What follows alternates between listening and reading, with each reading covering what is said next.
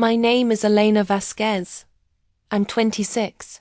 And last week my own sister uninvited me from her $380,000 wedding because she said I embarrass her.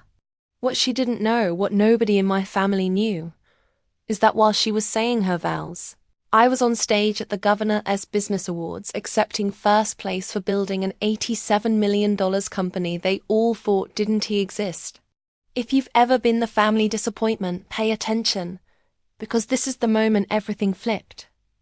I was the family disappointment, the dropout, the one who couldn't finish anything, the sister who worked in customer service, while my older sister Isabella became a corporate executive at a pharmaceutical company. Isabella was everything my parents wanted. MBA from Northwestern, Director of Operations at MedTech Solutions, earning $240,000 a year. Engaged to Christopher Blackwell Free, whose family owned a chain of private hospitals across Texas. They lived in a penthouse in downtown Dallas that Mom showed photos of to literally everyone she met. I lived in a 750-feet apartment in Deep Ellum that Mom described as Elena's bohemian phase. That's concerning at her age. I dropped out of college after 2 years. Couldn't handle the workload. Dad told people, his voice laden with disappointment. The truth was more complicated, but they never asked for it. The family hierarchy was established at every gathering. Isabella would discuss her latest product launch, her team management strategies, her networking at medical conferences. Christopher would talk about the Blackwell Family Foundation, their yacht club, their connections to state legislators. Me. When I mentioned my work, Mom would change the subject within 30 seconds. That's nice. Dear Isabella, tell everyone about the award you received. The award was always the conversation ender. Isabella had won Rising Star in Pharmaceutical Operations from some industry magazine. She'd had it framed, 3 copies, one in her office, one in her penthouse, one at Mom and Dad's house in the living room where everyone could see it. My parents' house had exactly 0 photos of me anywhere visible. They were all in a drawer in the guest room. I found them once while looking for extra blankets. The wedding planning started 18 months before the actual date. Isabella wanted perfection. A $380,000 ceremony at the Rosewood Mansion. 300 guests designer dress. Celebrity wedding planner. The Blackwell family was contributing $200,000. Mom and Dad mortgaged their house to pay for the rest. This is a once-in-a-lifetime event, Mom said, her eyes shining. Isabella deserves the wedding of her dreams. I was initially supposed to be a bridesmaid. Then I got downgraded to regular guest when Isabella decided to only have her pharmaceutical colleagues in the wedding party for the optics. Then 3 weeks before the wedding, I got the text. I was in my apartment reviewing quarterly financials on my laptop when my phone buzzed. Elena, we need to talk about the wedding. Christopher's parents are very image conscious. They've been asking about our family. I think it's best if you don't come. You'd be more comfortable anyway. These aren't your kind of people. Hope you understand, Bella. I stared at the message for a long moment. Read it 3 times. Let the words sink in like stones in water. My own sister was uninviting me from her wedding. I typed back. Understood. Nothing else. Just that one word. My phone rang immediately. Isabella. Elena. Please don't be dramatic about this. I'm not being dramatic. You asked me not to come. I'm not coming. It's complicated. The Blackwells are connected to everyone in Dallas. Christopher's father golfs with the lieutenant governor. His mother is on the board of the Dallas Museum of Art. They have certain expectations about what I do for a living, about presentation, about success, about look. You work in customer service. You live in Deep Ellum. You drive a Honda Fit. Christopher's cousin is a state senator. His uncle owns a private equity firm. Can you understand why this might be awkward? Perfectly clear. Don't be like that. After the wedding, after things settle down, we'll do a family dinner. Just us. Sure, Bella. Enjoy your wedding. I hung up, sat in the silence of my apartment, looked around at my modest furniture, my small kitchen, my single bathroom that Isabella had once described as aggressively tiny. Then I opened my laptop and pulled up the calendar for the Austin Governor's Business Awards ceremony. It was scheduled for the same night as Isabella's wedding, April 15th.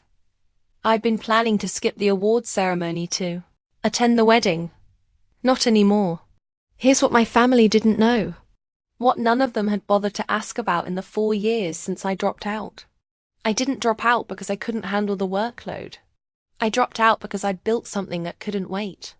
During my sophomore year at Austin, I'd noticed something. Every small business I talked to, restaurants, boutiques, service providers, was struggling with the same problem. They couldn't afford enterprise-level customer relationship management software. The cheap options were terrible. The good options cost $50,000 to $200,000 annually. So, I built something in between. I taught myself to code. Spent every night for 8 months building a CRM platform specifically designed for small businesses. Cloud-based intuitive interface priced at $99 to $299 monthly depending on features. Everything a small business needed, nothing they didn't. I called it Client Flow. I dropped out in 2020 to run it full-time. My parents thought I was throwing my life away. They didn't know I'd already signed my first 50 clients and was generating $8,000 monthly in recurring revenue. By 2021, Client Flow had 800 clients and was generating $180,000 monthly. By 2022, 3,200 clients and $640,000 monthly. By 2023, we'd hit $8,500 clients across the United States, and were generating $1.9 million monthly. $2.8 million annually. I had a team of 24 people, a CFO who'd previously worked at Oracle, a head of sales who'd built 3 successful startups, a customer success team of 12 handling support tickets and onboarding. My company was valued at $87 million in our Series B funding round in January 2024. But I kept my apartment in Deep Ellum, kept my Honda Fit, kept showing up to family dinners in jeans and t-shirts while Isabella wore her designer suits. I worked from home most days, and when family asked what I did, I said customer service, which was technically true. I was serving customers, just also happened to own the company. I let them believe what they wanted to believe because I needed to know, would they love me without the success? Would they value me just for being Elena? The answer had always been obvious. But Isabella's text made it crystal clear. The Texas Governor's Business Awards were a big deal. Started 15 years ago to recognize young entrepreneurs who were creating jobs and driving innovation in the state.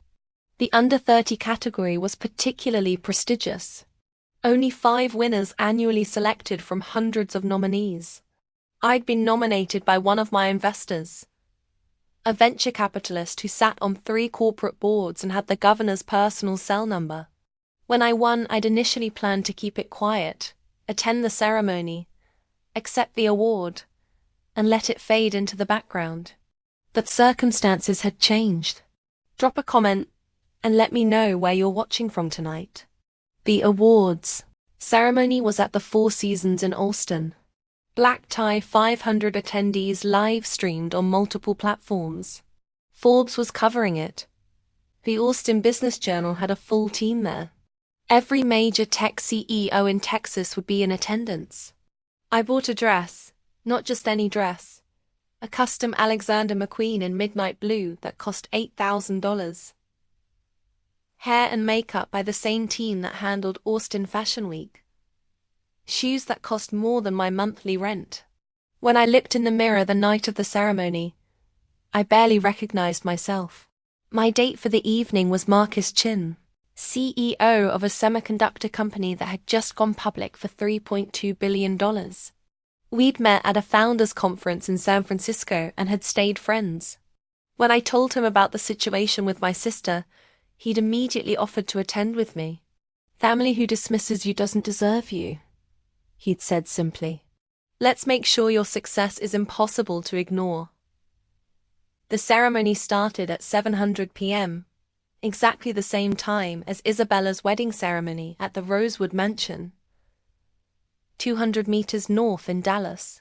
Governor Rebecca Martinez gave the opening remarks. The room was filled with power, costs, investors, politicians, journalists. I sat at a front table with Marcus, my CFO David, and two of my early investors. The Under 30 awards were the centerpiece of the evening. They announced the winners in reverse order, 5th place through 1st place, with increasing fanfare for each.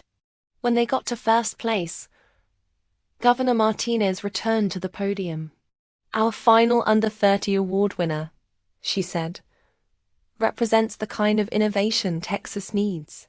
Just 4 years, she's built a company that serves over 8,500 small businesses across America, creating 24 high-paying jobs right here in Austin, with revenue exceeding $22 million annually, and a company valuation of $87 million.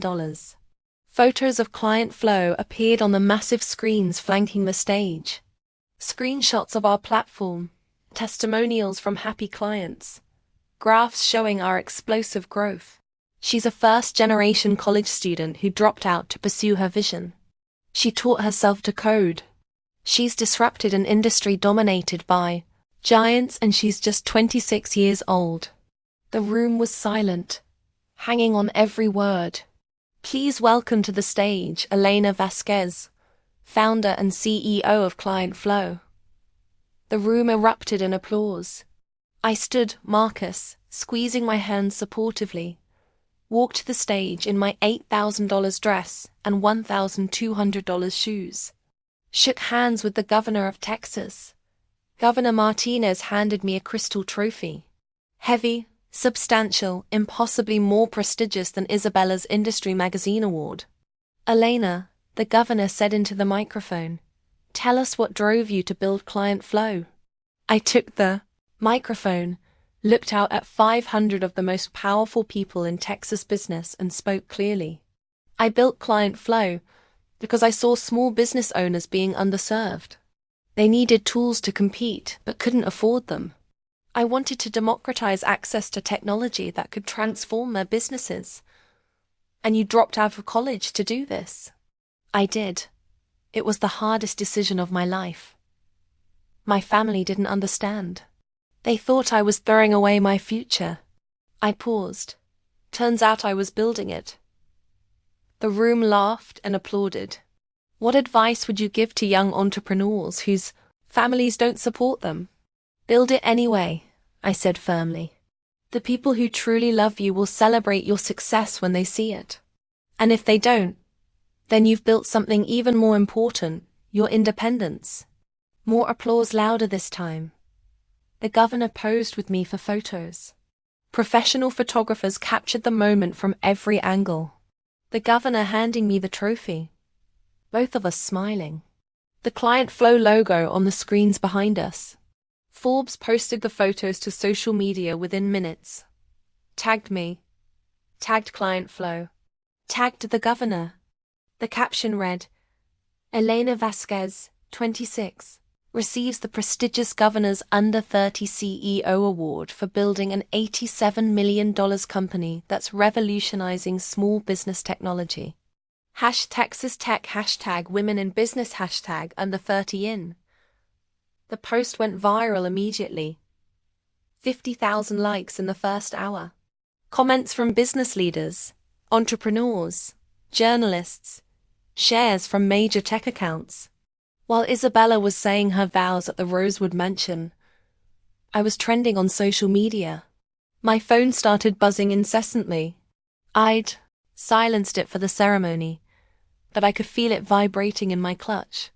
Text after text after text. I ignored it. Focused on the evening. Networked with CEOs who wanted to talk about client flow's growth strategy.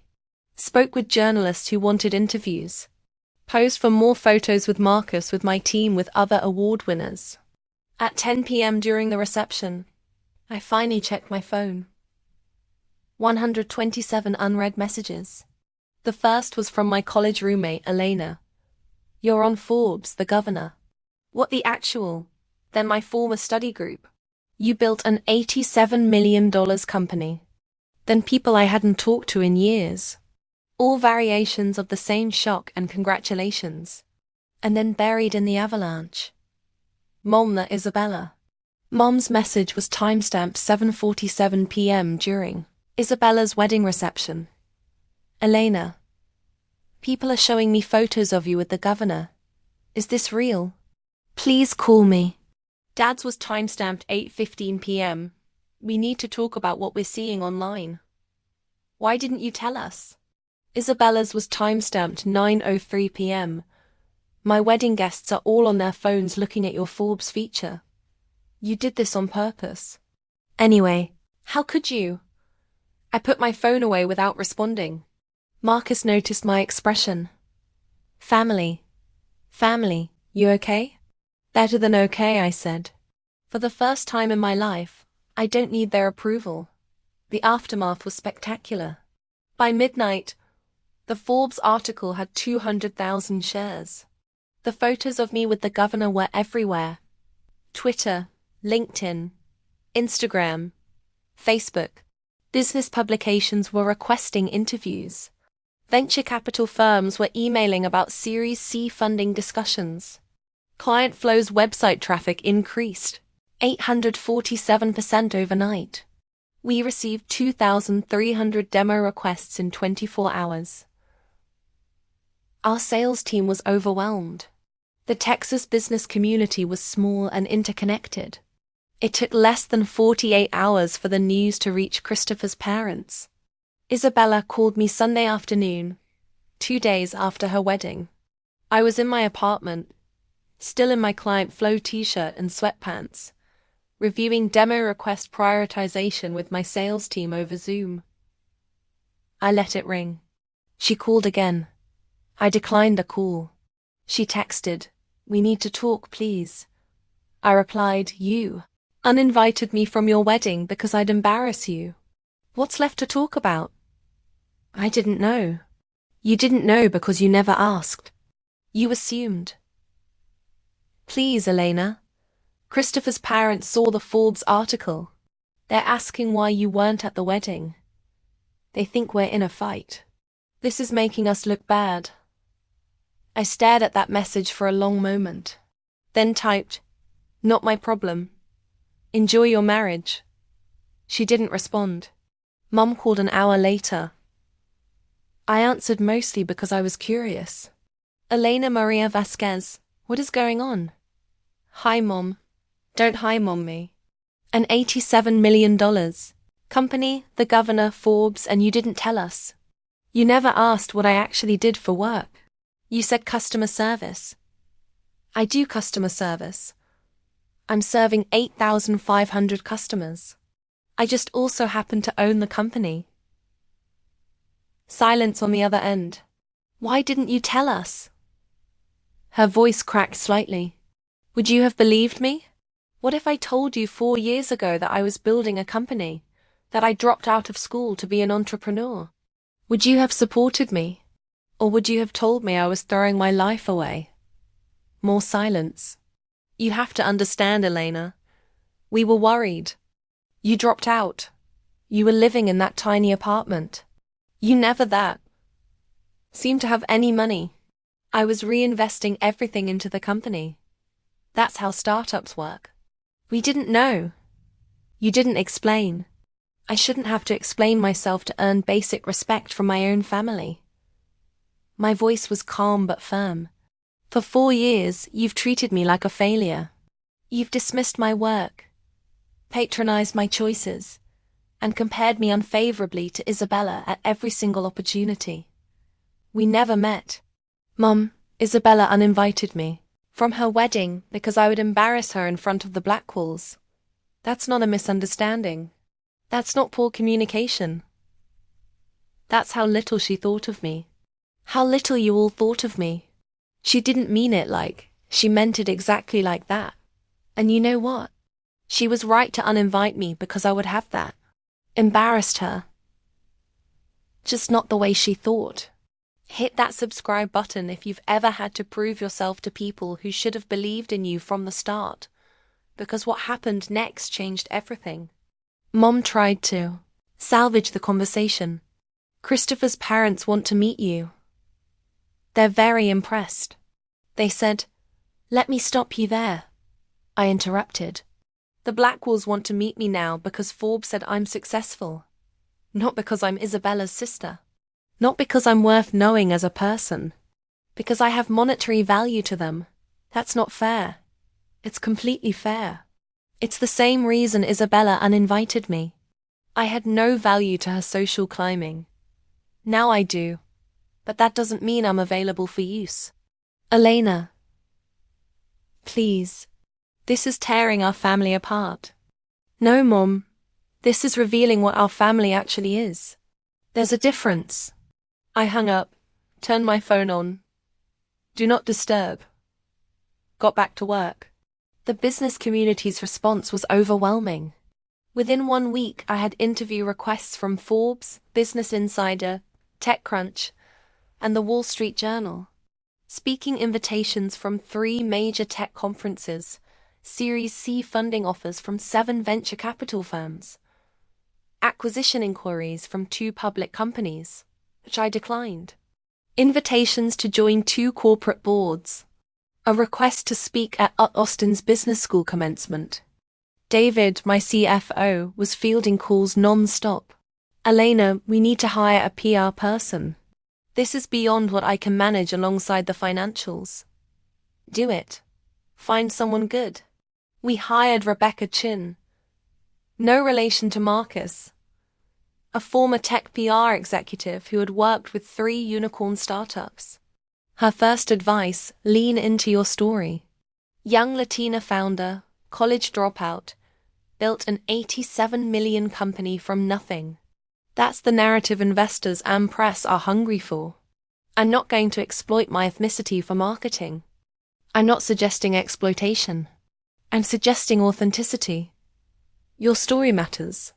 There are thousands of Latina entrepreneurs who need to see someone like them succeed. Don't hide from that. He was right. I did 3 major interviews that month. Each one I talked about being a first-generation student, about the pressure to follow a traditional path, about the risk of dropping out, about building something from nothing. The response was incredible. I received hundreds of emails from young women, from first-generation students, from people whose families didn't understand their entrepreneurial ambitions. They told me my story gave them courage. Meanwhile, Isabella's life was imploding in slow motion. The Blackwell family, it turned out, was obsessed with status and connections. When they discovered Isabella had deliberately excluded her sister, the sister who was now a celebrated entrepreneur with the governor's personal endorsement, they were furious. Christopher's mother, Margaret Blackwell, was particularly angry. She sat on multiple charity boards and was deeply involved in Dallas high society. Having a connection to a successful young techo would have been valuable for her nonprofit work and social standing. Isabella had cost her that connection. Christopher called me 3 weeks after the wedding. I almost didn't answer, but curiosity got the better of me. Elena, this is Christopher Blackwell. We haven't formally met. I know who you are. I'm calling to apologize for what happened with the wedding. Isabella made a mistake. Isabella made a choice. I corrected. A deliberate one. She was stressed. Wedding planning. The pressure from both families trying to make everything perfect. Christopher, I don't care about the excuses. Your your wife, uninvited me from her wedding because she thought I'd embarrass her. That's not stress. That's judgment. That's her actual opinion of me. She didn't know about your company. And that's precisely the problem. She never bothered to ask. None of them did. They saw what they wanted to see. A dropout, a failure, someone beneath them. Now I'm useful, so suddenly I matter. Silence on his end. My mother wants to invite you to lunch, he said finally. She's on the board of several charities that could benefit from technology solutions. She'd love to discuss potential partnerships with Client Flow. No, I'm sorry, I said. No, I'm not interested in partnering with people who only value me for what I can do for them. Tell your mother I appreciate the interest, but Client Flow has other priorities. Elena, please be reasonable. I'm being perfectly reasonable. I'm running a business, not collecting social connections with people who dismissed me last month. I hung up. 10 minutes later, Isabella called. I let it go to voicemail. She called again. Voicemail. Voicemail. Finally, she texted, "Please talk to me. Christopher's family is furious. His mother is threatening to cut us off from the family foundation. She says, I'm an embarrassment who doesn't understand the importance of family connections. Please." I stared at the message. The irony was so thick you could cut it with a knife. I replied, "Now you know how it feels to be called an embarrassment by your own family. Enjoy it." She tried calling 17 more times that day. I blocked her number. Mum showed up at my apartment the following Sunday. Just appeared at my door, which was bold considering I lived in a building with security, and she didn't have the code. Someone must have let her in. "Elena, we need to talk face to face." I considered closing the door. Instead, I let her in. My apartment suddenly felt smaller with her in it. She looked around at my IKEA furniture, my small kitchen, my wall of photographs from my travels. Her expression was complicated, like she was seeing something that didn't compute. "This is where you've been living for 4 years. Yes, while you were building an $87 million company. While I was reinvesting every penny into growth. Yes." She sat down on my couch without being invited. "Your father and I, we feel terrible. We didn't know. You didn't ask. You said you did customer service." "I do. Just at a higher level than you assumed." I leaned against my kitchen counter. "Mum, what do you want? Why are you here? I want to understand. Why didn't you tell us? I needed to know if you loved me without the success. If you'd value me just for being Elena, your daughter. Not Elena the CEO. Not Elena the award winner. Just Elena. Of course we love you. Do you? Because for 4 years, you've treated me like a disappointment. You've praised Isabella constantly while dismissing everything I did. You've introduced her as my daughter, the pharmaceutical executive, and me as my younger daughter who does various things." Her face crumpled slightly. "I didn't realize." "That's the problem. You didn't realize because you didn't care enough to look deeper. You saw what you wanted to see. A dropout who couldn't hack it in college. It never occurred to you that I might have left for a good reason. What was the reason really? I built something that couldn't wait. Every day I stayed in school was a day my competitors got ahead. I had clients willing to pay for my product. I had investors interested in funding me. I had a window of opportunity that would close if I didn't act. So you dropped out. So I dropped out, and you've held it against me ever since." She looked down at her hands. "Your father mortgaged the house for Isabella's wedding." "I know. We couldn't have done that for you. We're tapped out now. When you get married, if you want a big wedding." "Mum, I don't want a big wedding. And if I did, I'd pay for it myself. I can afford it." I paused. "That's not why I'm upset. I'm upset because you valued Isabella's happiness enough to mortgage your house, but you couldn't be bothered to understand what I was building. We didn't know there was anything to understand because you never asked. You never showed genuine interest in my life. You never wanted to know what I actually did every day. You just assumed I was failing and left it at that. The silence stretched between us like a canyon. What do you want from us, Elena? What would make this right? I want you to understand that you can't undo 4 years of dismissiveness with one conversation.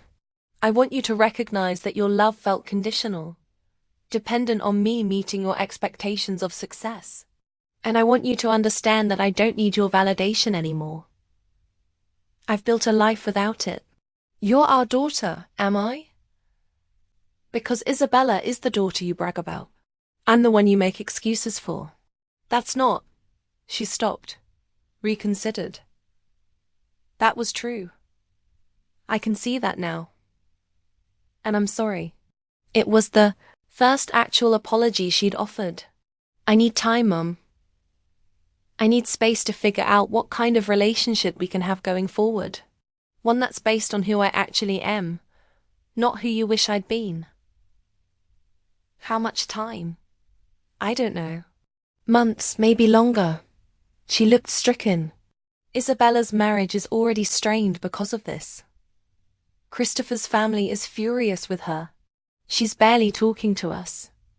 And now you. Isabella's marriage is strained because she made a choice that backfired. That's not my responsibility to fix. She's your sister. She uninvited me from her wedding. Mom, she told me I'd embarrass her. That's not sisterly love. That's contempt. She's sorry. I'm sure she is. Sorry that it blew up in her face. Sorry that it's causing her social problems. But I don't think she's actually sorry for how she treated me. She's just sorry about the consequences. Mum stood up, her movements heavy. I should go. Yeah. At the door, she turned back. Your father wants to see you. Will you consider having dinner with us? Eventually. Not yet. When? When I'm ready. When I trust that you want to see me, not just manage the situation. She left. I closed the door, leaned against it, and exhaled slowly. My phone buzzed. A text from Marcus. Saw your mom's car leaving your building. You okay? He'd been monitoring the situation, concerned about my family showing up unexpectedly. I'm okay. Standing my ground. Good. You deserve better. Don't settle for less. I smiled at the phone. Chosen family, I was learning, was often better than biological family. Over the next 3 months, the transformation was complete. Client Flow secured $32 million in Series C funding, valuing the company at $124 million. We hired 18 more people, opened a second office in San Francisco, signed partnerships with 3 major small business associations. I was invited to speak at South by Southwest about entrepreneurship and resilience. 5,000 people attended. Standing room only. The Wall Street Journal did a feature profile. Elena Vasquez, the dropout who built an empire while her family wasn't looking. The article detailed everything. The family dynamics, Isabella's wedding, the governor's award timing, who was honest and unflinching. My PR person had advised against being so candid, but I insisted. People need to know the real story, I'd said. Not the sanitized version. The response was overwhelming. Thousands of people shared their own stories of family dismissal, of being underestimated, of having to prove themselves to people who should have believed in them from the start. Isabella's marriage, meanwhile, was crumbling. The Blackwell family had made it clear. She'd embarrassed them by excluding me. Margaret Blackwell had explicitly told her that family connections matter more than you realized, and you burned one of the most valuable ones. Christopher was caught between his wife and his family. The stress was destroying their relationship. Isabella sent me a letter in July, handwritten, 8 pages. It arrived at my apartment via certified mail. In it, she detailed her regrets, how the wedding planning had consumed her, how desperate she'd been to impress the Blackwells, how she'd convinced herself that excluding me was protecting me from an uncomfortable situation rather than protecting herself from embarrassment. I was wrong, she wrote. I was cruel. I was so focused on impressing people who didn't matter that I destroyed my relationship with someone who should have mattered most. I don't expect forgiveness. I don't deserve it, but I need you to know I see what I did. I see what I destroyed, and I'm sorry. I read the letter 3 times, sat with it for a week, thought about what kind of relationship, if any, I wanted with her going forward. Eventually, I wrote back 1 page. I appreciate your apology. I believe you're sorry. But sorry doesn't undo the damage or rebuild trust. I need time to determine if we can have a relationship that's based on mutual respect, not just guilt and obligation. Maybe someday we can get there. Not today. I didn't hear from her again for months. In September, 6 months after the award ceremony, I bought a house. A beautiful modern home in Travis Heights with 3 bedrooms, a home office, and a studio space for the photography hobby I'd maintained throughout everything. Floor-to-ceiling windows, a view of downtown Austin, 2,800 square ft of peace and light. Cost $1.4 million. I paid cash. My parents found out through Facebook. I'd posted a photo with the caption, "New chapter showing my living room view." Dad called. We hadn't spoken since the awards ceremony aftermath. "Elena, can we talk?" "We're talking. I mean, really talk in person." "Why?" "Because I owe you an apology. A real one. And I can't do it over the phone." Something in his voice was different. Smaller, maybe more honest. The puffy public place. 1 hour. Thank you. We met at a cafe in South Congress. Dad showed up looking older than I remembered, wearing jeans and a polo instead of his usual business casual. He ordered coffee, waited until we sat down, and then said something I never heard from him before. "I failed you." I said nothing. Let him continue. "I projected my own fears onto you. One built my business the traditional way. College, MBA, corporate job, then entrepreneurship. When you dropped out, I saw it as recklessness, as failure, as you throwing away opportunities I'd worked so hard to give you. I didn't throw anything away. I know that now, but I didn't know it then. And instead of trusting you, I judged you." His hands gripped his coffee cup. "Your mother and I both did. We treated Isabella like she was succeeding in you, like you were failing. And the whole time you were building something extraordinary. I was, and you never noticed. We never looked. That's worse. You met my eyes. I'm not asking for immediate forgiveness. I'm not asking you to forget 4 years of disappointment and dismissiveness. I'm just asking for a chance to build something new. A relationship based on who you actually are, not who I thought you should be." That's exactly what I told Mom. She told me. She said you needed time and space. I'm here to say take all the time you need, but please don't close the door completely. Leave it open a crack. Let me prove I can do better. I studied him. Looked for signs of manipulation of self-interest. Found only genuine regret. "Okay," I said finally. 1 coffee every month just like this. Public place 1 hour. We get to know each other. Really know each other. No assumptions. No judgments. I'll take it. We've been meeting monthly since then. Slowly, carefully, we're building something that might eventually resemble a healthy father-daughter relationship. It's not what either of us imagined, but it's honest. If you've ever had to walk away to save yourself, tell me your story in the comments. Does any of this feel familiar? What would you have done? Isabella and Christopher separated in December, 8 months after their $380,000 wedding. The marriage lasted less than a year. The Blackwell family's pressure, combined with Christopher's resentment of Isabella's strategic error, made the relationship unsustainable. Isabella moved back in with our parents. She's in therapy now, working through her role in the family dynamics and her own choices. We've exchanged a few texts, Brief, cordial, nothing substantial. I'm not ready for more than that. Maybe someday. Mom and I have coffee occasionally. The relationship is careful, bounded, but improving. She's making an effort to understand my work, to ask genuine questions, to listen instead of judge. Client flow hit $42 million in annual revenue last quarter. We're on track for $50 million this year. The company is thriving, growing, succeeding beyond my original projections. But the real success isn't the money or the valuation or the awards. The real success is knowing my worth independent of their approval. Building a life that's authentically mine. Surrounding myself with people who saw my value from the beginning. Marcus, David, my team, my real friends. Last month, I was invited to speak at Sealand's business school, the school I dropped out of 6 years ago. 500 students attended.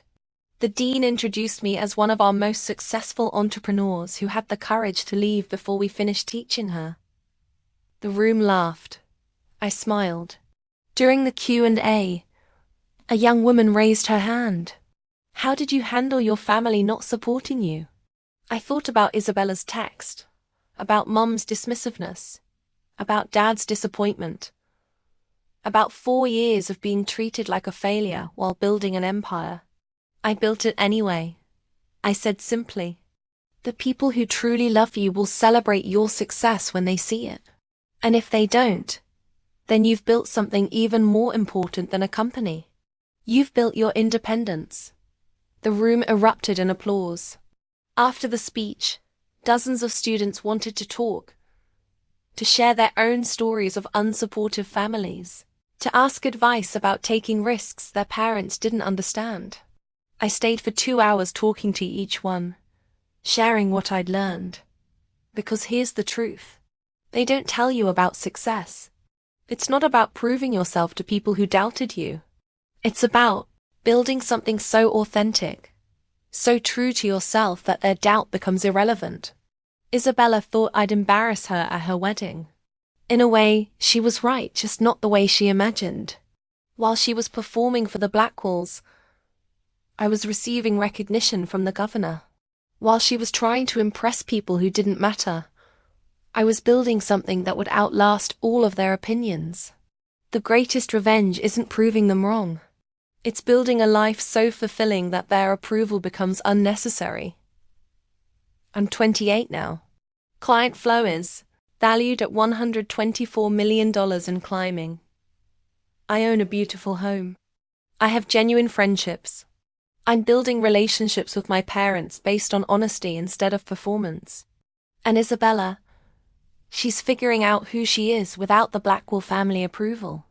Without her executive title, she quit after the separation. Without the validation she'd built her identity around, maybe she'll find herself. Maybe we'll eventually rebuild our relationship. Maybe not. Either way, I'm okay because I learned the most important lesson of all. Your worth doesn't come from family approval or societal validation or impressive titles. Your worth comes from building something true. Something yours. Something that reflects who you actually are. And no one, not family, not in-laws, not anyone, can take that away from you. The trophy from the governor sits on my desk, not because it proves anything to anyone else, but because it reminds me I built this on my own terms, without permission, without approval. And it was worth every single second of being underestimated.